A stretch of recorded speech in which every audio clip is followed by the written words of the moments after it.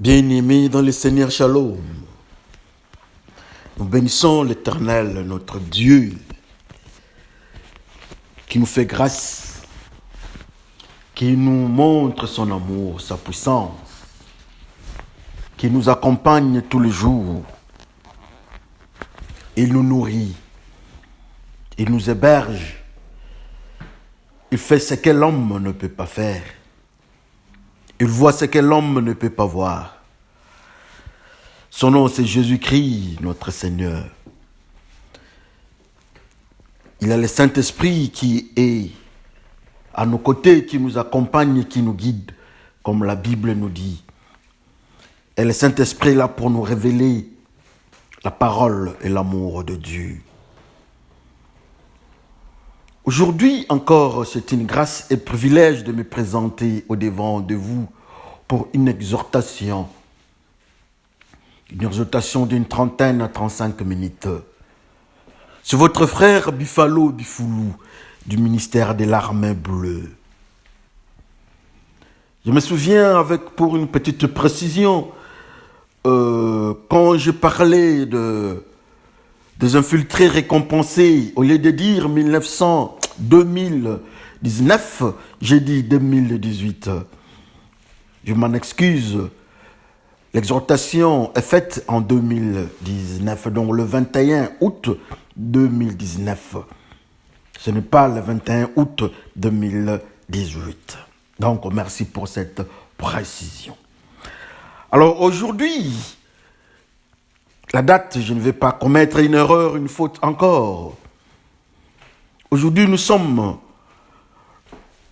le 22 août 2019. Toujours votre frère, comme j'ai dit, votre ami, votre père, votre grand frère, votre petit frère, tout ce que vous voulez, surtout votre frère en Christ, en Jésus-Christ. Nous allons parler aujourd'hui d'un message. Nous avons un message un peu intéressant comme d'habitude, intitulé Jésus dit. Alors, avant d'entendre Jésus dit, nous allons nous mettre en prière pour que le Saint-Esprit nous conduise dans tout ce que nous allons entendre. Prions le Seigneur. Béni soit ton nom, le Dieu merveilleux, le Dieu de tous les jours. Laisse que cette exhortation de cette journée, de cette date, soit sous ton contrôle, guide et révélation. Comme nous avons intitulé ça, Jésus dit, que toi-même tu viens dire, tu viens parler, que tu viennes parler à tes disciples, à tes enfants. Que ça ne vienne pas de mon cœur, car le cœur de l'homme est mauvais, le cœur de l'homme est tortueux. Aide-nous à comprendre ce que tu nous enseignes. Aide-nous à comprendre ce que tu veux qu'on sache. Que la marque du Saint-Esprit nous guide à jamais. Tout ce qui est distraction, dans cette période, ce moment, nous repoussons ça au nom de Jésus-Christ. Laisse que ton nom soit élevé, Père, par ton amour glorieux que tu nous montres en Jésus-Christ. Nous disons tous Amen. Frères et sœurs, Shalom. Aujourd'hui, nous avons 3 petits textes dans notre intitulé Jésus dit. Alors, le premier petit texte, c'est dans Matthieu, l'évangile, selon Matthieu, à son 6e chapitre, 16 jusqu'au 17e. Matthieu 6, 16, 17.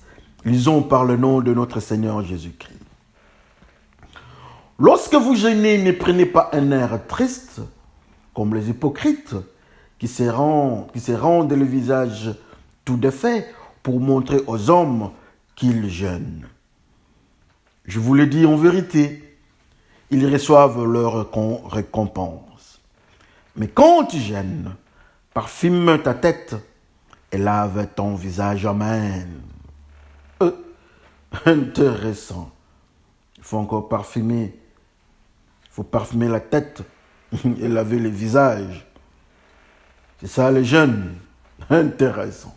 Alors, notre deuxième Notre deuxième lecture, ou bien notre deuxième texte, c'est dans le livre d'Exode, Exode 34, 28-29. Le deuxième livre de la Bible, Exode 34 à son 28e verset jusqu'au 29e. Lisons par le nom de notre Seigneur Jésus-Christ. Moïse fit là avec l'Éternel 40 jours et 40 nuits. Il ne mangea point de pain et il ne but point d'eau. Et l'Éternel écrivit sur les tablettes les paroles de l'alliance, les 10 paroles. Moïse descendit de la montagne de Sinaï, ayant les deux tables de témoignage dans sa main. En descendant de la montagne, il ne savait pas que la peau de son visage rayonnait, parce qu'il avait parlé avec l'Éternel. Amen. Alors notre troisième et dernier texte, c'est dans Ésaïe 9, 14. L'ancien et les magistrats, c'est la tête, et les prophètes qui enseignent les mensonges, c'est la queue. Amen. Bien-aimés dans le Seigneur, nous avons lu 3 petits textes. Si je peux faire une récapitulation de ces 3 textes. Dans Ésaïe, on nous parle de la tête et de la queue. On nous dit, l'ancien est celui qui parle de la vérité. Le juge qui est dans la vérité, c'est la tête. Mais celui qui enseigne le mensonge, le prophète du mensonge, c'est la queue. Et dans Exode, on nous dit que Moïse, au mont Sinaï, Moïse est parti à la montagne 40 jours, 40 nuits, sans pain. Il a parlé avec l'Éternel. L'Éternel lui a donné les tables avec les 10 commandements. Mais quand il est revenu vers ses frères, la Bible nous dit que son visage rayonnait. Son visage rayonnait parce qu'il était resté, il a parlé avec l'Éternel. Amen. Et l'autre texte, le dernier même dans Matthieu, c'est Jésus-Christ qui nous parle. Il dit vous, ou bien dit toi, quand tu gênes, parfume ta tête quand tu gênes, lave ton visage. Intéressant. Mais laissez-moi vous dire que notre texte est central. C'est dans Matthieu. Jésus-Christ dit. Jésus-Christ est le Maître. Jésus-Christ est l'Esprit de Dieu. Jésus-Christ est Dieu. Jésus-Christ est l'enfant de Dieu. Jésus-Christ est le pont entre l'homme et son Dieu. Jésus-Christ est la pureté. Jésus-Christ, la vie. Jésus-Christ, vous connaissez qui est Jésus-Christ. Il parle aux enfants d'Israël. Il dit, ne soyez pas comme ces gens. Ne soyez pas comme les autres. Ne soyez pas comme les hypocrites. Quand ils gênent, ils présentent un comportement physique. Tout le monde peut remarquer. Mais vous, quand vous gênez, il y a un phénomène que vous devez adopter. Vous devez parfumer. Vous devez parfumer la tête. Et laver le visage. Intéressant. Très intéressant. En fait, quand nous regardons le message, c'est que Jésus-Christ nous dit, il y a contraste. Comment pouvons-nous nous parfumer? Comment parfumer la tête? Comment on doit parfumer la tête? Pour quelle raison, humainement parlant? Même s'il faut parfumer, on ne parfume même pas la tête.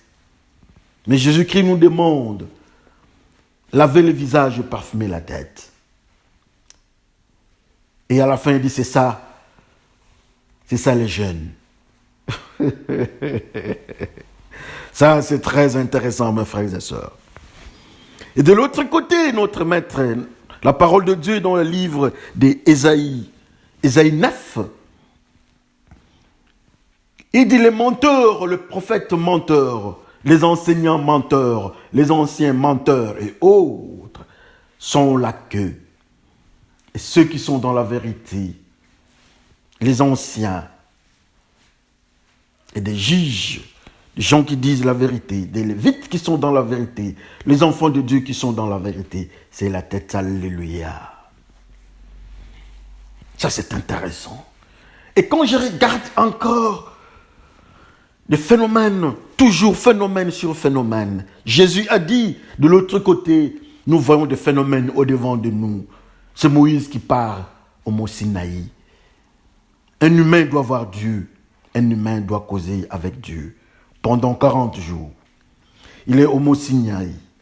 Jésus-Christ 40 jours dans le désert.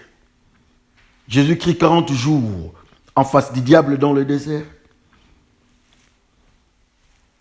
Moïse 40 jours à la montagne avec l'Éternel. Malheureusement, la Bible ne nous dit pas que Jésus-Christ, quand il quitte le désert, son visage était resplendissant. Non, la Bible ne nous dit pas ça. Mais quand celui-là, l'homme de Dieu, Moïse, quitta de l'autre côté, quitta la montagne, quitta la zone de la sainteté, il descend face à Aaron et autres.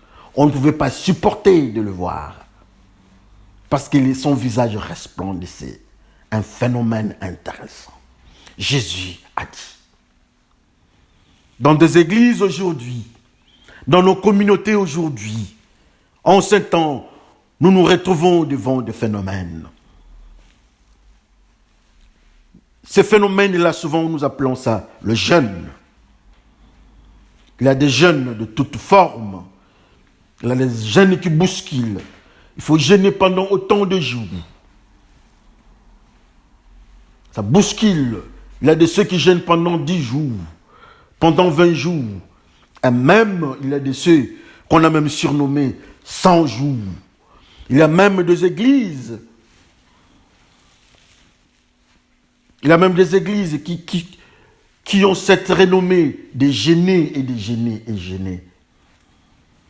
Mais quand nous venons devant de Jésus-Christ, il nous parle autre chose. Et Jésus a dit. Qu'est-ce que le jeûne? Pourquoi nous devons jeûner dans cette forme, avec cette stratégie de parfumer la tête? Maintenant, nous pouvons entrer dans le couloir de la prophétie, dans le couloir de la révélation de la parole de Dieu. Bien-aimés, la Bible nous dit que nous sommes la tête. Nous sommes la tête, ceux qui sont avec Dieu. Mais ce qui est intéressant, il dit, parfumez votre tête. Pourquoi nous devons parfumer? Quand je regarde cette femme qui s'appelle Marie, et Marie encore, le parfum auprès de Jésus-Christ, il fait passer sa tête et récupère ce parfum-là. Est-ce que Marie avait écouté ce que Jésus-Christ a dit? Assurément oui, parce qu'elle était à ses côtés. Elle l'accompagnait. Mais qu'est-ce que ça signifie? Pourquoi prendre le parfum et mettre à la tête? Qui est Marie pour bien comprendre? Il y a même une autre femme, la Bible nous dit, cette femme prostituée, quand elle est venue, elle a suivi Jésus-Christ à la maison du pharisien, là où Jésus-Christ était invité. Elle entra, elle tombe aux pieds de Jésus-Christ, elle pleure, les larmes aux pieds de Jésus-Christ, et elle essuie ça avec sa tête. Intéressant. Mais cette fois-là, ce n'est pas avec le parfum. Jésus-Christ, notre maître, nous dit de prendre la tête et parfumer nos têtes. Et à la fin, il dit que c'est ça les jeûnes. Mais entrons, parlons un peu, très intéressant encore, même mystérieux.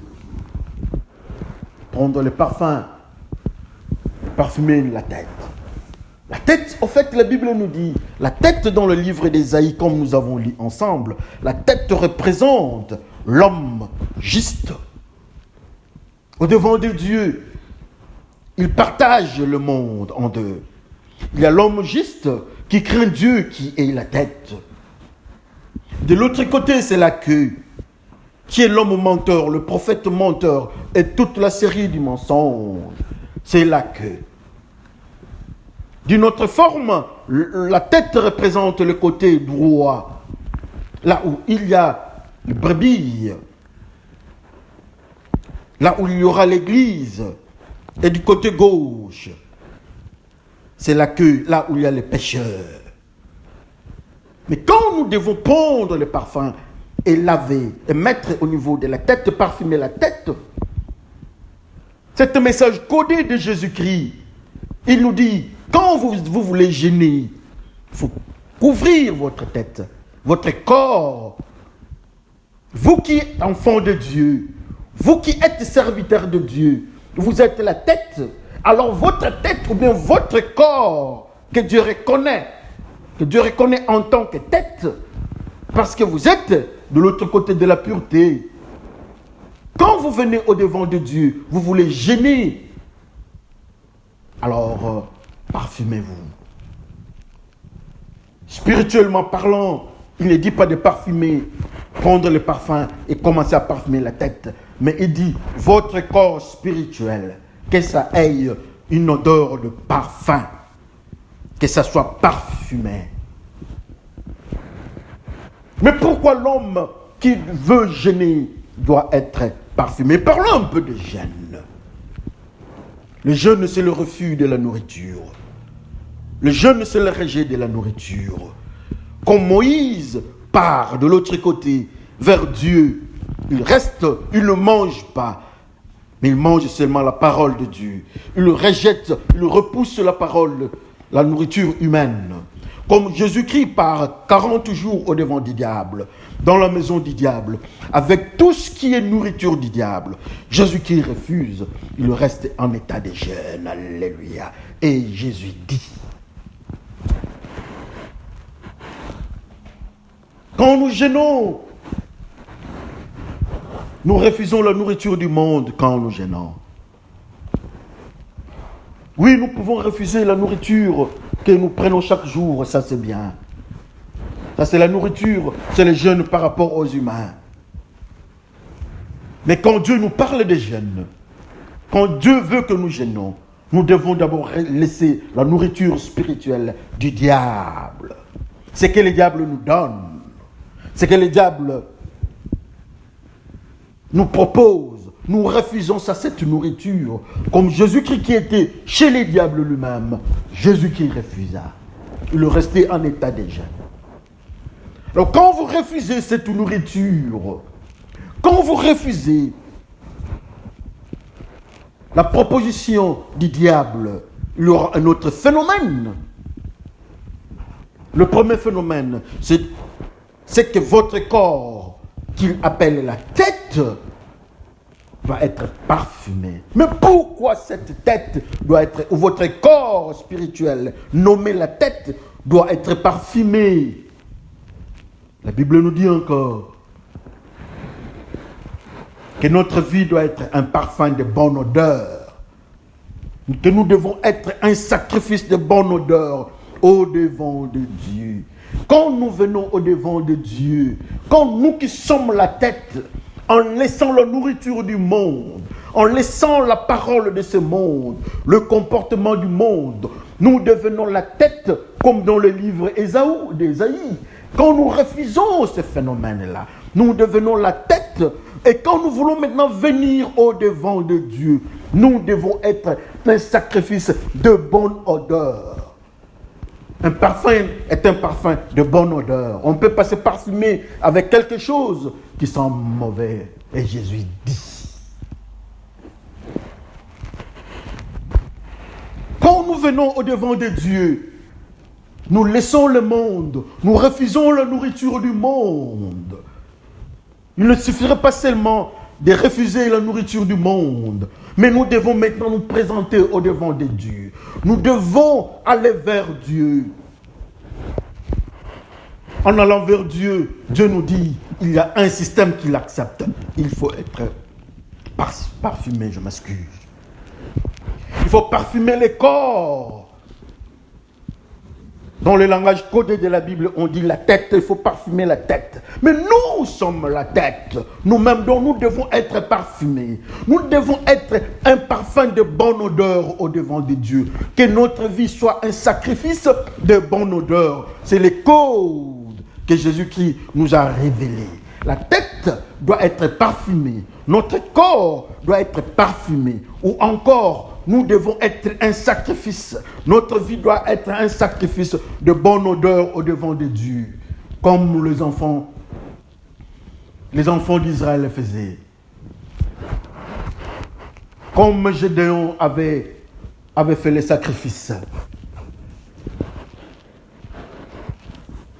Et autres qui avaient fait les sacrifices. Les sacrifices de bonne odeur, Dieu accepte. Toujours quand vous lisez, quand les enfants d'Israël devaient présenter leur sacrifice au devant de Dieu, ça devait avoir, Dieu devait accepter. À la fin, on dit, Dieu sentant la bonne odeur. Alors, comme nous devons être un sacrifice de bonne odeur, ça doit être un parfum de bonne odeur au devant de Dieu, pas au devant des humains. C'est pour cela que vous comprendrez dans le phénomène de l'église humaine, dans nos communautés. Les diables changent de système. Ils nous autorisent de gêner plus physiquement, de refuser la nourriture que nous mangeons physiquement, matériellement. Ils nous autorisent, nous pouvons gêner pendant autant de jours. Il n'y a pas de problème. Souvent dans des églises, nous sommes capables, dont les spécialistes sont les églises pentecôtistes, s'il faut le dire. On gêne pendant beaucoup de jours. Mais quand on vient au devant de Dieu avec ces jeûnes-là, en cet état de jeûne-là, souvent Dieu constate que nous n'avons pas l'odeur que lui, il est en train, que lui cherche. Quand nous venons au devant de Dieu avec seulement le jeûne physique que le diable nous aide à faire souvent chaque jour, il y a un phénomène. Au devant de Dieu, souvent, nous nous retrouvons du côté de la queue, avec une mauvaise odeur dans les comportements au devant de Dieu. Marie, qui avait l'odeur de démon, elle avait compris. Quand elle était délivrée, la première des choses, il fallait avoir une bonne odeur. Et cette bonne odeur ne pouvait venir que du pied de Jésus-Christ. Quand nous sommes au devant de Dieu, nous venons avec notre jeûne, nous jeûnons, nous refusons de manger pendant 5 jours. Ça c'est bien. Il n'y a pas de problème. La première conséquence, nous n'allons plus grossir, nous réduisons le poids. Ça, ce n'est pas un problème, merci beaucoup. Ce n'est pas aussi un péché. Mais quand nous venons au devant de Dieu à cet instant-là, est-ce que nous avons une bonne odeur? Pas nécessairement. Nous n'avons pas nécessairement une bonne odeur. Pour la simple raison, l'odeur que Dieu cherche, c'est l'odeur du mystère spirituel. De laisser les péchés avec un corps pur. Avec un corps de ceux qui sont dans la crainte de Dieu. Et quand nous venons, notre vie vient au devant de Dieu. Dieu accepte ça. Dieu va accepter. Quand nous allons dans l'église catholique, on met l'encens. Quand nous allons chez les musulmans, il y a je ne sais pas comment, on met des choses, je ne sais pas on appelle ça comment. Quand nous allons chez les hindouistes, nous allons voir. Quand nous partons des fois chez les nécromanciens, il y a aussi, on met quelque chose. Chacun a une certaine odeur avec les idoles, avec autres formes de divinités satanico-démoniaques. Mais Dieu nous dit, l'odeur qu'il peut accepter, c'est au niveau de la tête. Ce n'est pas aux pieds.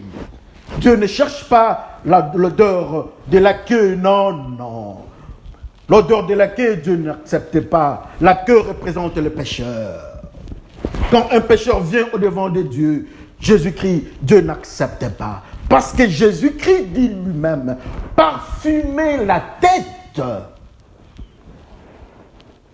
Que ceux qui craignent Dieu soient spirituellement parfumés, qu'il soit un sacrifice de bonne odeur au-devant de Dieu, mais pas ceux qui sont dans le péché, pas la queue.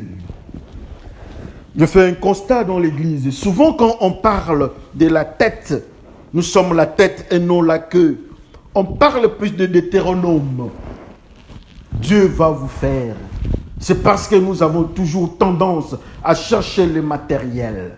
Dieu va nous donner. Nous serons des. Nous.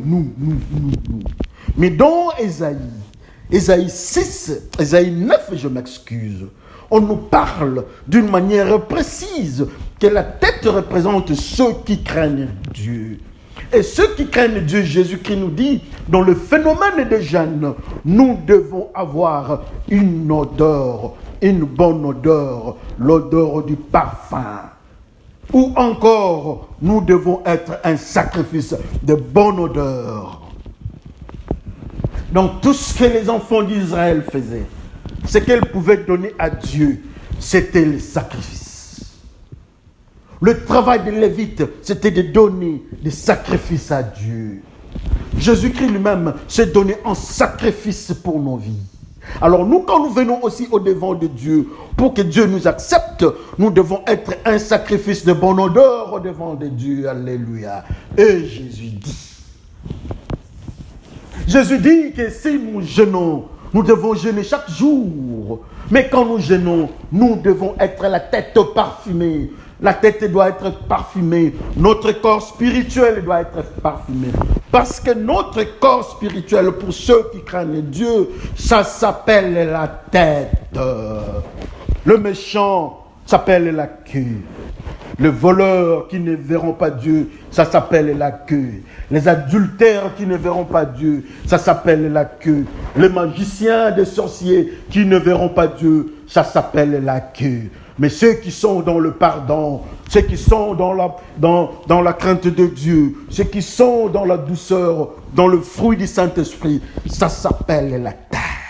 C'est à nous de comprendre, nous sommes de quel côté dans la maison de Dieu. Mais pour Jésus-Christ, quand nous jeûnons, nous devons être la tête et une tête parfumée. Alors la petite question de chaque jour, tu es la tête parfumée ou bien tu es la queue? Jésus dit. Oui, Jésus a dit, vous voulez jeûner? Il n'y a pas de problème, mais que la tête soit parfumée. Que vous soyez de bonne odeur comme Marie. Marie représente l'Église. Marie représente la femme Jérusalem qui est récupérée des démons. Et le dernier processus, elle est en train, elle s'est parfumée au pied de Jésus-Christ. C'est Jésus-Christ nous demande maintenant, c'est ce que Jésus-Christ nous demande maintenant, d'être un parfum de bonne odeur dans la maison de Dieu. Alléluia. Jésus ne dit pas seulement qu'il faut parfumer la tête. Il ajouta, laver le visage.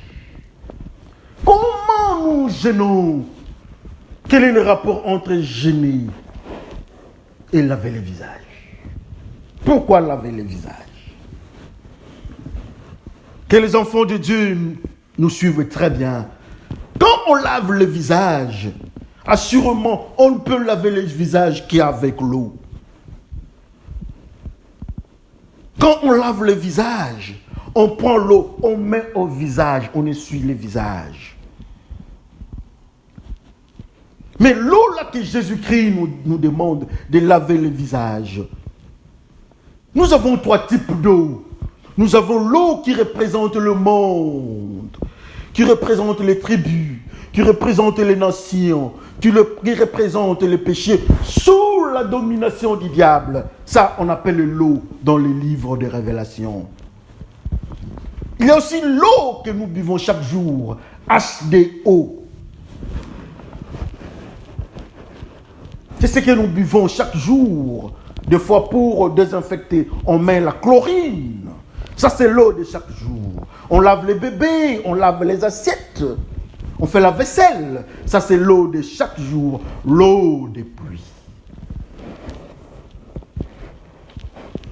Et le troisième type, il y a l'eau vive qui est Jésus-Christ lui-même. Il dit à la femme samaritaine, et si tu savais celui qui est devant de toi, il va te donner l'eau que tu n'auras plus jamais soif. C'est l'eau vive qui est Jésus-Christ. Maintenant, ma question est celle-ci. Jésus-Christ dit, si vous gênez, vous devez laver les visages, vous devez mettre de l'eau au visage. C'est l'eau du robinet ou de l'eau de la pluie? C'est l'eau du monde qui représente le monde? Ou bien c'est l'eau vive? Comme c'est Jésus-Christ qui dit ça. Prenons la première thèse. Si c'est l'eau du robinet, nous lavons les visages, qu'est-ce que ça change? Ça ne peut qu'enlever la saleté physique au devant des humains. Et ça donne la beauté humaine. Quand nous prenons le deuxième type d'eau, nous avons dit que l'eau qui représente le monde sous la domination du diable. Quand nous prenons cette eau-là, nous mettons au visage, nous ne pouvons pas approcher Dieu parce que nous serons remplis de péchés, nous serons remplis de tâches et de qualificatifs et de caricatures du monde du diable sur notre visage. Et Dieu ne va pas nous accepter. Ça, c'est le deuxième type. Et le troisième type, quand nous prenons Jésus-Christ, l'eau vive, nous le mettons au visage. Nous serons resplendissants parce que Jésus-Christ est la lumière. Laissez-moi vous dire quelque chose. Quand Jésus-Christ dit que nous devons mettre l'eau, c'est lui-même Jésus-Christ que nous devons mettre au visage. Ce n'est pas pour une beauté des humains, comme l'eau du robinet, mais c'est pour avoir une beauté spirituelle. Sarah était belle. Rachel était belle. Rebecca était belle. David était beau. Saoul était beau. Alors toi, la beauté qui caractérisait ces gens, ces serviteurs de Dieu, c'était une beauté à caractère spirituel ou bien à caractère physique. Quand nous lavons notre visage avec Jésus-Christ, nous devenons aussi beaux parce que nous enlevons la saleté. Et nous serons comme Joseph, beaux de visage. Nous serons comme Absalom, et autres. La Bible nous dit, ils sont beaux, beaux de visage, beaux de visage. Et quand vous regardez ces gens-là, ce sont les gens qui ont marqué la parole de Dieu. Et Jésus dit, prenez le visage, lavez votre visage avec l'eau. Cet homme de Dieu qui s'appelle Moïse qui monta, il part à la montagne, à Sinaï, aller voir Dieu. En face de lui, il y avait un phénomène. Il y avait la parole de Dieu. Il regardait la parole de Dieu. Il avait 2 tables de la parole de Dieu. Et Jésus-Christ, la Bible nous dit que Jésus-Christ est la parole de Dieu.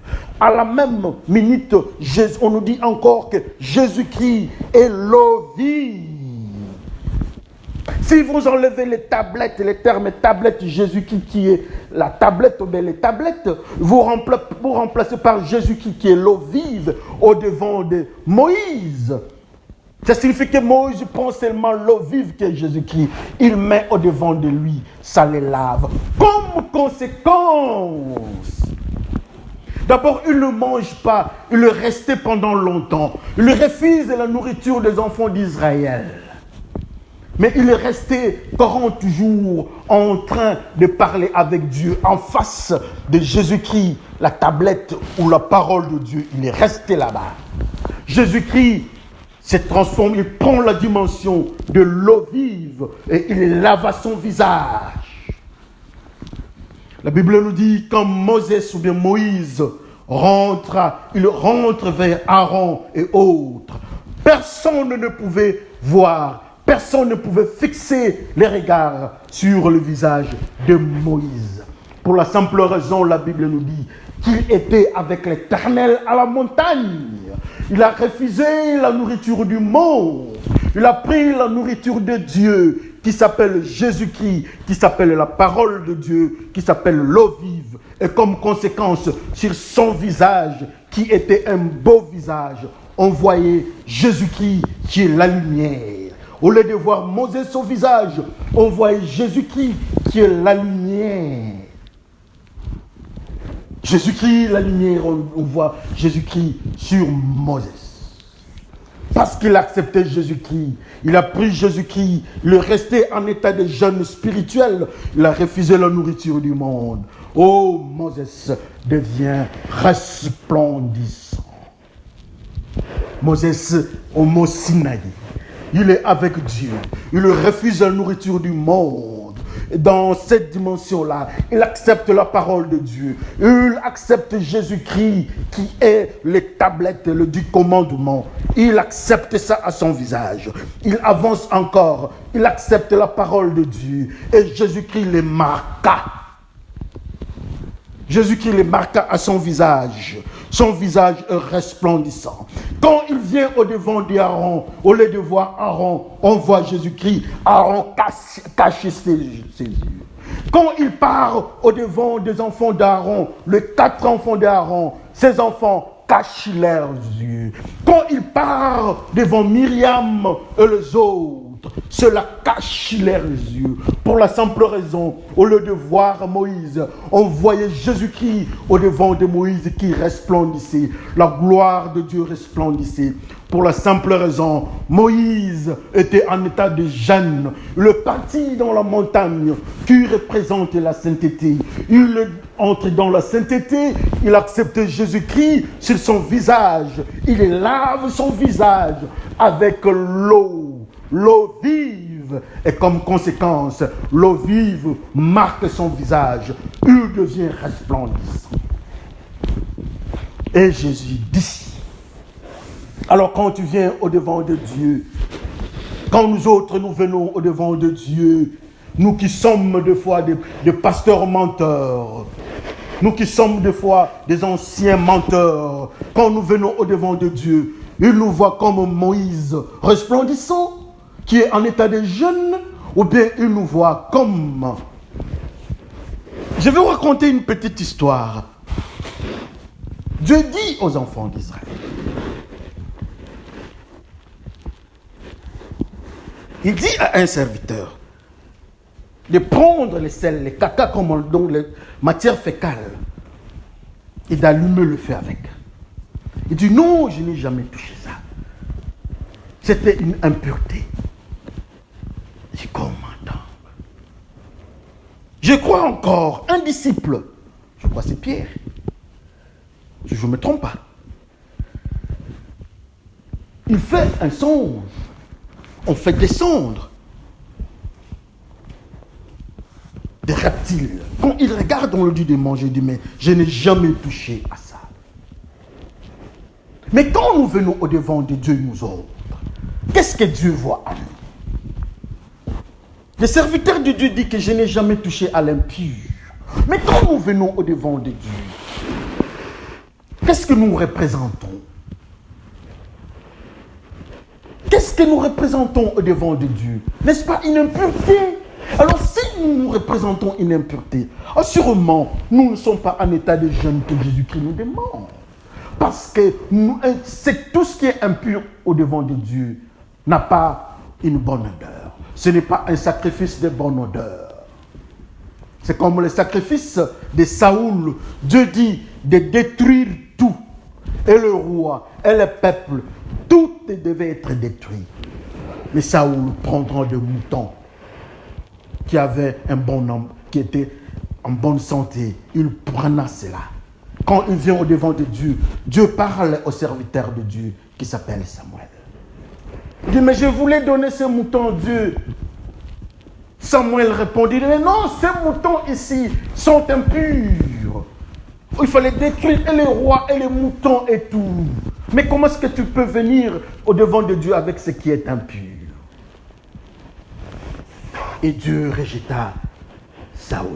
Alors quand nous venons au devant de Dieu, nous autres, en état d'impureté, d'une mauvaise odeur, est-ce que Dieu va nous accepter? Nous pouvons gêner au devant des gens, ça c'est bien, mais Jésus-Christ nous dit, le jeûne qu'il considère lui-même, c'est le jeûne là où nous avons la tête ou bien notre corps parfumé, ou bien le visage lavé.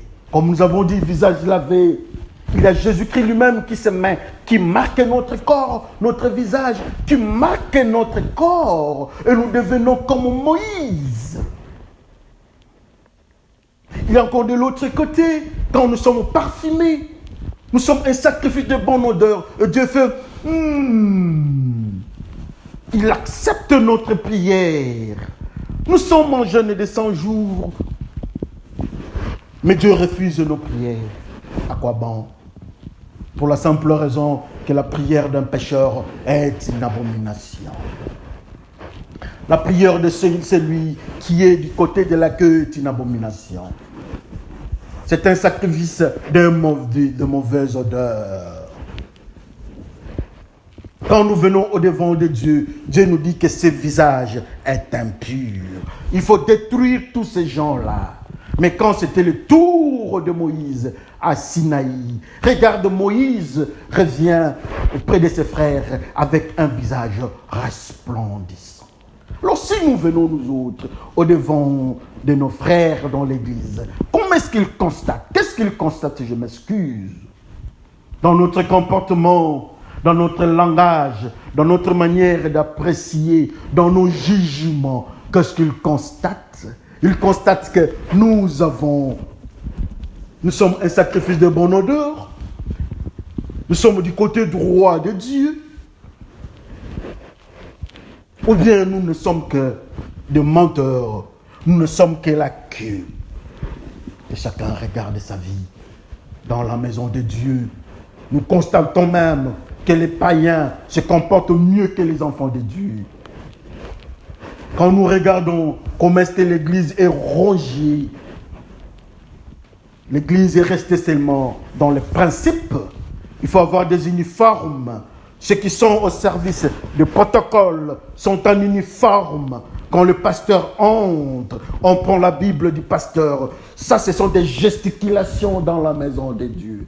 Mais Jésus-Christ nous dit, le jeûne, c'est quand nous sommes purs au devant de Dieu, quand nous sommes un sacrifice de bonne odeur. Jésus-Christ, le jeûne, nous devons resplendir comme Moïse qui venait du mont Sinaï. Jésus-Christ dit, nous sommes la tête et non la queue. Jésus-Christ dit que nous sommes du côté droit, non du côté gauche. Mais quand toi tu viens à l'église en tant que choriste, en tant que celui qui travaille dans le service de protocole, tu es du côté gauche ou bien du côté droit? Tu es du côté de ceux qui craignent Dieu ou bien de ceux qui maudissent Dieu? Et Jésus a dit. Qu'est-ce que Jésus dit pour toi, mon frère? Qu'est-ce que Jésus dit pour moi-même qui est en train d'exhorter ce matin? Qu'est-ce que Jésus dit de moi-même? Est-ce que j'ai jeûné? Qu'est-ce que j'ai jeûné? Qu'est-ce que j'ai laissé? Et qu'est-ce que j'ai pris? Moïse a refusé la nourriture du monde pendant 40 jours. Et il acceptait la nourriture de Dieu. Cette nourriture s'appelle Jésus-Christ. Quand il a pris cette nourriture-là, il a pris l'eau vive, accepté l'eau vive, son visage lavé. Moïse resplendissait. Moïse resplendissait parce qu'il a aimé Dieu. Il a aimé la parole de Dieu. Et la parole de Dieu l'a lavé.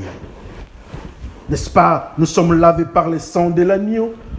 L'agneau, c'est Jésus-Christ qui a lavé le visage de Moïse.